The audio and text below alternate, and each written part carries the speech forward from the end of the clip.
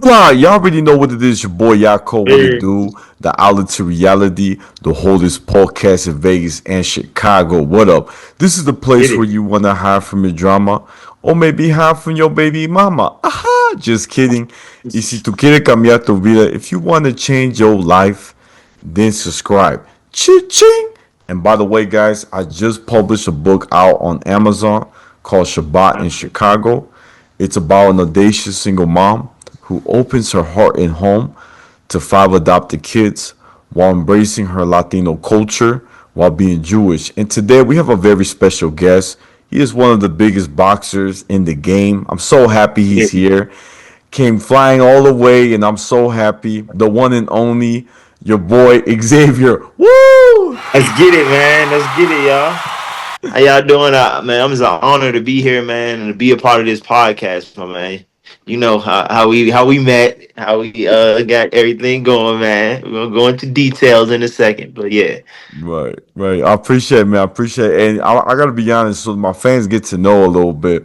Mhm. So we've met each other a few times, and I came out to help out at your spot. You know, we were working together, and it was so funny. My boy goes, "Brother, what you want from that bagel spot?" I said, well, I don't know, it's a bagel or breakfast spot, whatever, in the Yeah, front of the store, the coffee jug. Yeah. coffee shop. Yeah, I forgot the name, and he's like, "Yeah, get whatever you want." I said, "Cool."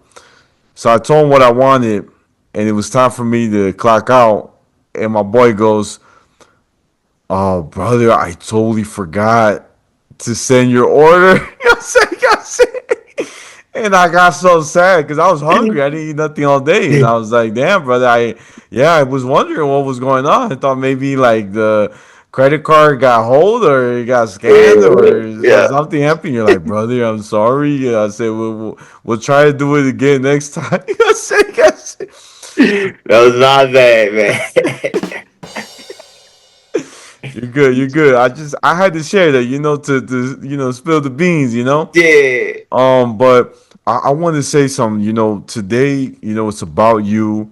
I've seen a lot of things you've been doing, going to different restaurants, boxing. You just won your match, which was amazing. Fam, if you could take us before we get to those big parts, Hmm. can you share us your journey on how you got into boxing and why you chose that route? Okay. So boxing was all a part of me from a childhood because my dad as a child he was a boxer as well. He did it as a hobby. He didn't really take it as serious as I did. But he's the one that originally got me into it. I started boxing at the age of I say about 12 or 13 when training with just him, and then I officially moved to like a gym setup when I was like 14, I'd say. And my first fight I had at 15 and started out in Georgia. That's when I had my first fight. Because I'm originally from Maryland, which is Prince George's County, Maryland. Shout out to my people out there. We originally from there, and then I moved to move my dad and my stepmom in Georgia, and then that's when I officially started my boxing career in high school. Yep. Whoa. And then what happened after that? I know you moved to Vegas later. Like tell us how that got to be and about that big match you just had that just Okay. previously just passed. So I say life is about it. If you got a dream, you got to go after it. So I was that one of those kids that I wasn't afraid to take risks. So how I got to this moment in this time is I looked online with my in my high school career. I was like, man, when I go to college, I wanna box. So I looked at different schools that I wanted to look at to see who had a boxing team, where I can still accomplish my dream of graduating and getting a college degree and things of that nature. And I saw UNLV. I was like, man, it'd be a movie to be out there in Vegas, man. They say Vegas is lit, so I was like, man, I'm a go out there to Vegas to accomplish my dream. And also, Vegas is a fight city, so it's this fight city of the world. So I was like, man, I can probably get many opportunities in the fighting world if I come out here. So I was like, man, I'm gonna go ahead and take that route. And ever since then, it's been history. for UNLV. I actually won national championship. It took me 3 times to do it, but I still did it. Did it. So well, any advice I can give you is the whatever happens, don't give up on yourself. Keep trying time and time again. The person that's successful, they incurred many times of failure before they got to that level. It's just having that mental fortitude to keep going regardless of those setbacks or those little humps in the road. So recently I had a fight at the Mayweather's gym. Ended up stopping them in the third round. So that was a blessing. I ended up getting the belt and everything. So that was a blessing. I just want to tell people that it's okay to start over, just to continue to keep pushing past those little hurdles in your life. Just keep going. Don't lose hope and have faith in God that He gonna make a way for you. Wow, that's Yeah. amazing. And how did you get the opportunity? That's huge to be at Mayweather's gym, you know? So actually, this it's their first event they had. It was actually a last minute thing. It's a lot of things in my life end up happening last minute, and actually better be like the best opportunities. So I say stay ready so you don't have to get ready. So that fight I knew about. I say about a 2 3 weeks before it happened, but I was never matched up. So I went to the weigh-ins. I was like, man, I'm gonna weigh in just to see if I can get a match. So I went up to weigh-ins and weighed in, and then last minute they end up saying they like, man, some people didn't even end up showing. So I'll replace you for somebody else. So I end up getting a match, and I end up having a fight. So that was a blessing that happened. Wow. That was like a last minute thing in its own way. That's how it happens. Blessings happen. You just got to be ready for it. That's amazing. And what's your big goal next? Like, do you want to go to the Olympics or what's the move? What's the move, fam? So the goal was the Olympics, but my goal right now is to have probably one more amateur fight or two, and go ahead and go pro before the end of the year. So definitely look out for Flex Xavier Flex Williams. We coming for the pro ranks. Let's get it. Wow, I love that, man. That's Sir. inspiring, fam. And also, I noticed that you've been going to different restaurants or coffee shops and like taking like recording like about helping the community, telling people like y'all should try this is really good stuff, you know what I'm saying? What made you want to do that? Because I see you've been doing it a lot more. So what got me into that is I always felt like I wanted to help people, regardless of how it is. I was like, man, I'm going to these restaurants and eating their food. I might as well show some support for small businesses because I know what it is to be a small business. I have a fitness and apparel brand called Flex to Success, and also a small rental company I rent cars out of. And I know the struggles that you have day to day to try to maintain a small business. So I was like, man, let me use my energy that I have with motivating people to try to transfer that to help other people out as well. So I go around the different restaurants or small businesses in general to try to help them get more business out there. It's called the Flex Hotspot. So look at it, look out for it on my page. Flex the Boxer. That's my Instagram name, and just stay in the loop with everything. Yeah. Wow, brother, that's amazing. And if you could share too, right? Like, I think there's something that was fascinating. I think this year I known you for a while. Like, I met you a few times, and like I felt like this year we talk more on social media, Yeah. and I think it's really cool that when you saw my video where I had my little my group together, right? We were talking about boxing and faith and God, and then you told me like, "Yo, man, I want to start a men's group, and I Yeah. want you to come out and speak. Once one of these events, I want to put together." I think that's really cool, fam, that you want to do that because, like we saying, a lot of young men they're taught, especially if they came from black and brown. That's what we're usually taught. Yeah. We're not taught to get help with a therapist. We're taught Yeah. like, oh, suck it up, you get through it, or We'll maybe get you in. drink some Gatorade, you feel better. You know what I'm saying? You know what I'm saying? You know what I'm saying? Yeah. And just don't worry about it. But we're not taught to express ourselves, open up, And what happens is it becomes a snowball Then when we talk to our partner or someone that we're close to, we kind of go at it like crazy because we hold it in so much. You know what I'm saying? The pain, the anger.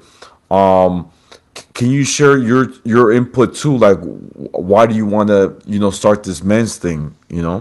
So I plan on starting a men's group because as a leader, I feel like that's the catalyst to bringing men together and allow them to express themselves in a safe environment. Because I feel like many times men don't have a safe environment to express themselves. Like you said, David, many men hold suppress those emotions they have because they were taught by their fathers to hold things in because we got to protect ourselves. And we don't want people to see that we can go to that level, but yeah, we want to hide that. And I feel like having a men's groups can really allow us to come together and express ourselves in a safe environment and just allow us to be us, you know. Wow, I We love don't that. have a safe place just to be us. I feel like we gotta just show we macho and stuff like that. And look, and also I feel like it's a great opportunity to network. I want people to see what each other can benefit from each other by. So it's definitely a great thing to network. I love bringing people together and try to make something out of nothing in his own way. Yeah. Yeah, for sure, bro. And you're gonna realize the more you do it, because I've Mhm. been doing it for 2 years, right? And now I do it where one week I have all men, and the next week, the week after, is co-ed. So that way Okay. they can bring their partner Ooh. because Okay. there's some things that I feel like couples they want to share too, like what they go through too, and somebody might go through the same thing, and so or they went through that and they overcame it. So it's pretty Okay. cool. It's really nice. Um, so yeah, I was gonna tell you the best part is the more and more you do it, right, the more everyone's gonna start opening up, and the people around them that they haven't met they might be going through the same thing that the other person's going through. And it's like almost like everyone's lifting each other up. You feel me? Okay. Like a community. So No, that's that's true. you know what I'm saying? That's the best part. I definitely want to bring you to one of mine so you could experience it. When I started, you're like, yeah, I'm ready now. You know what I'm saying? You know what No, I'm no, saying? no. I like it. I like what you're doing for real. It inspired me a lot. Just to see that and just to see how you're a born leader too. You're definitely a born leader, and you know how to hold it together and bring everybody together. And I love that you have a lot of humility in doing that. It definitely inspired me. What would you say is your favorite part about doing that? Oof, man. You know what I love is when we break bread together. Okay. When everyone is eating and chatting, and I think what's more powerful is you know we come together. We may have all different faiths of life. We may not believe in God. I've had people that were atheists, but at the same time, when they come, they take something out of it. One of my biggest concepts. I'll give you a little preview for this coming week. Is I believe that in life, you should learn to debate with your siblings, with your brothers, your sisters, whoever. Because if you don't test your faith, you can never grow. I Mm, always, and so you're going to like is that everybody may have their own interpretation, their own perspective of life. But at the end of the day, we're trying to find that inner peace, that love, that and I love that no one leaves angry with each other. Like, man, I can't believe he said that. You know what I'm saying? He didn't yeah. give me a chance to talk. We don't have that because I don't want that. I think you go to places, and this is sad. I could be real with you. You could go to the place of worship, and you may have a question that you're not sure of, or you just have a question, and the leader of that place might say, "You can't ask that kind of stuff here. We just don't want to hear that." I Yeah, think I the agree devil. with environments like that. Yeah. You feel what I'm saying? Or they Yeah. might be like, "Oh, I think the devil's in your head right now." You know what I'm Yeah. saying? And you're like, "Yo, you're discouraging me to like open up." You know what I'm saying? To learn to be myself, and how am I supposed to grow. There's a famous story I could share. This is a famous story I really love, where this rabbi and his wife, they were, I don't know if they were having dinner, but it's a famous story. It's in the Talmud, where Jewish people, they read and study, and it gives an example of, so they're a couple, and the husband has this anger towards a group of Jewish people that are basically going against God. They're being like rebels, basically. And he was like, man, they should all die or something. You know, they should all get punished. And the wife was like, honey, I think you got to think about what you're saying, because just like God has mercy on us, we should be forgiving and merciful to our brothers, to our sisters, to anybody next to us. We should be the same. We can't judge them. Yeah. And he had his own way, right? But he realized, damn, my wife is right. I gotta take a step back and change my energy and pray for them that they get better. You know what I'm saying? That is one of the most powerful stories, where two people have a disagreement, a different look in life, but they come together as one, and they figure out that, yo, we gotta come and bring the light. So that's what I mean. That's a prime example of bringing two together. It definitely bring us together. Those that conflict and us understanding, having understanding, can bring us together.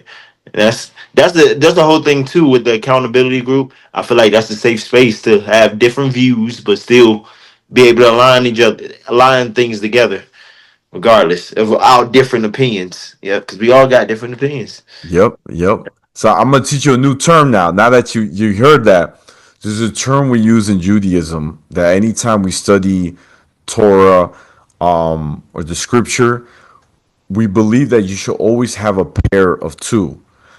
So we call that in Hebrew chavrusa, or chavruso, which means a two pair of people studying the scripture together. The reason why, Arusa. Yeah. yeah, you gonna like that. It's catchy. So when I see my homies, I be like, "Yo, what's up, Caruso? Yo, what's up?" It's just dope. Mhm. And I'll spell it for you when I text you. I'll message you the whole word. But Okay. it's cool because it's a teaching that we believe that two people that have two different ideas, disagreements, they come together to find the truth. If I have to get deep, King Solomon, the wisest man of all, he even brings up, and even the other prophets, that when a person studies on his own, he becomes blind from his own ego, because no one's teaching him, no one is showing him the ropes, and he thinks now he's God because he knows it all. You feel what I'm Mhm. saying? So when I hear people say, you know, that's why you got to be careful, even using adjectives to describe yourself. When you say, I'm this. I have to put it out. Let's say I'm a teacher. I'm a professor. What happens right now? You now put yourself higher than everyone else. So I always say, when I start my group, right? My soul session, that's what I like to call it. When I have my boys together on a Tuesday night, I always start off with this. You know, my name is Yaakov or David. I'm not a rabbi, but I'm a student who studies Torah and Talmud, because that shows humility. That shows, like, at the end of the day, fam, even the pastors, even the rabbis, even the priests or leaders to their communities, they're also students of God. You feel what I'm Mhm. saying? We're all Yeah. students. We're all trying to figure out our purpose. And I think being humble is key. So I just wanted to share that little quick, Ah, no, that's real. That's real. you like I that, right? appreciate that. I do like that. I appreciate it too, because you always gotta be a student and soak up knowledge wherever you are. Because like you said, the ego can get you stuck. Yeah, Yeah. yeah, it can. It can. I appreciate that because I feel like in this world, say if you be like, I'm a teacher, or I can say in my example, I'll be like, I'm a boxer, but I'm not just a boxer. Yeah, I can be so much more if I open myself up to things. So I say, don't be confined and just be a student of life like you are. I appreciate that, man, Yeah, and your yeah. humbleness. Yep. Thank you, but even look, let's get into fighting and martial arts and boxing.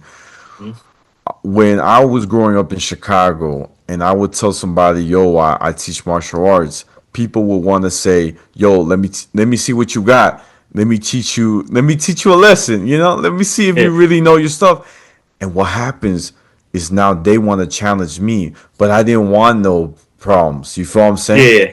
I'm just being myself and saying, look, I do this, you know, this is my passion, right? So I realized to avoid these kind of problems, right? Because you're in a way, I'm gonna be honest with you, brother. You're like a Jedi. A Jedi is supposed to use martial arts, boxing, to protect their family, to protect Hmm. themselves, to use self defense only when necessary. But when Hmm. you use it for evil and you just attack people on the streets for no reason, just to prove a point or to make your ego feel good, you join the dark side Now you of do. Star Wars, you know? I So agree. now this is so cool. I'm gonna share something real dope. So Bruce Lee, right? My opinion, the greatest fighter of all time, even Muhammad Ali. But Bruce Lee, one thing that he said is so famous. It's a famous quote.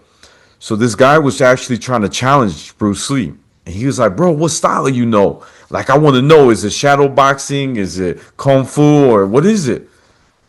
Bruce Lee don't say nothing.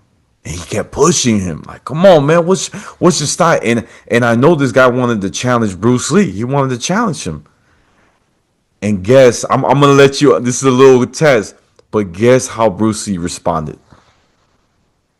He didn't challenge him. He just allowed him to do his thing. Let him talk and do all that. He used his power, his inner power, to realize that this is his ego talking, and I care for this person, so I he didn't do it. So you're gonna love this. You're close, you're almost there.